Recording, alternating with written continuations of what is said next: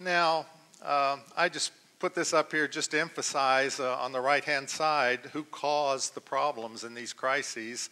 The housing market bubble, that was caused by government action. Interest rates too low, that was caused by government action. The complex derivatives that disguised risk, that was caused by the private sector. And if people are going to look at any area where they might want to take government action, maybe that's an area you could look at to see if there's something we could do to increase the transparency in the marketplace to ensure that people actually know the risk involved in any particular investment that they're going to undertake. In the global warming crisis, the reduced energy use will be caused by government, and the slow economic growth, again, will be caused by government if we allow that to happen. Now, we at the Heritage Foundation believe that economic freedom is the basis of prosperity, and that's why we in the Wall Street Journal have for 15 years now produced the Index of Economic Freedom. We believe that if you're going to promote something, a concept like economic freedom, you better be able to measure it in some way so that you know what you're actually doing. This index measures economic freedom in 10 separate areas of economic activity. We started in 1995. This is our 15th year. We're going to cover 183 countries this year in the index, so almost every country in the world now will be included in the index. The 10 areas that we look at, we're trying to get as comprehensive a view of economic freedom as possible. We look at such things as how easy it is to start a business, are equally important, how easy is it to stop a business? And that's a very hard thing to do in some countries. We look at the openness to trade. We look at tax rates. We look at the overall level of government activity in an economy. We look at monetary stability and inflation rates. We look at the openness to foreign investment and the ability of banks and financial institutions to provide credit and secure transactions. We look at the legal system and the protection of private property. Can contracts be enforced? How pervasive is corruption? Finally, we look at labor freedom, measuring both workers' rights and the rights of those who employ them. For many of these measurements, we rely on outside data sources like the World Bank or Transparency International. Some of them use straightforward mathematical formulas to arrive at a score. Others, like investment freedom or financial freedom, require some judgment by our policy experts. But each component is scored separately for each country, and then the 10 components are averaged together to give a final economic freedom score.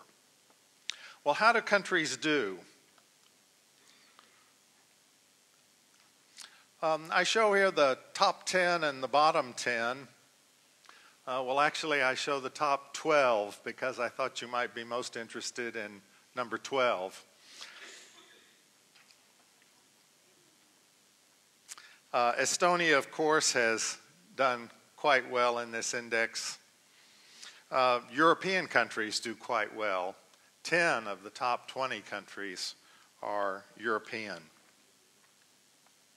The bottom countries there on that list I don't think will be a surprise to any of you. I would note that Libya's score is rising very fast on the Index of Economic Freedom, and I would look for them to take some important economic leaps in the years ahead. Venezuela's score is dropping faster than any other country in the world. Its economy is becoming increasingly one-dimensional, and the people are suffering very severely in that country. How about Estonia itself? Estonia ranks 12th overall, fifth freest country in Europe. It's one of the superstars of our Index of Economic Freedom. It entered our index in 1995 in 17th place, and you've been progressing rather steadily upward since then. Of course, many of your big economic reforms, some of the major privatizations and the establishment of the Kroon came actually before we started measuring economic freedom in this index. So the fact that you've progressed since then, I think, is really, truly remarkable.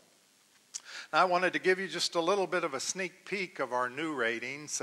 This slide here is from 2008, our current index, and I've put some copies of this out on a table outside. You're welcome to take them with you. It's on CD-ROM. It has our entire database. You can manipulate it. You can look at any country you want to. You can replicate the scores or change factors and see what would happen if you change policy in a given area. But anyway, the new index is about to come out. It'll come out in January of 2009. And this is just one little part of what will be measured for Estonia there. Now, I want particularly to call your attention to the little arrows or triangles in the middle of the chart, because those indicate whether your score is going up, freedom is increasing in those areas, or the score is going down. You'll see it's increasing in the government size indicator. That means the overall intrusiveness of government in the economy as we measure it has gone down slightly over the past year. But you've got some deteriorating scores there too. Now the business freedom score is going down, and I want to say that's not because you've done anything bad or your policymakers have done anything bad, but it's because your competitors have done things that are a lot better. We measure things there about how long it takes to open a business, how long it takes to get a license, how many days it takes, how easy is it, or the bankruptcy procedures. And other countries have been liberalizing faster than Estonia in that area, and they have passed you by, and so your score has dropped a little bit there.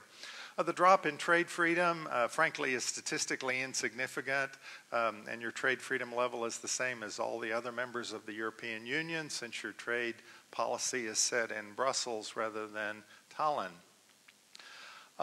Monetary freedom is a score where we measure inflation. That's a significant drop in your score there because your inflation rate went up from 4 point something to the high 5 point something. We measure a 3-year rolling average of inflation, and inflation seems to have increased quite significantly here.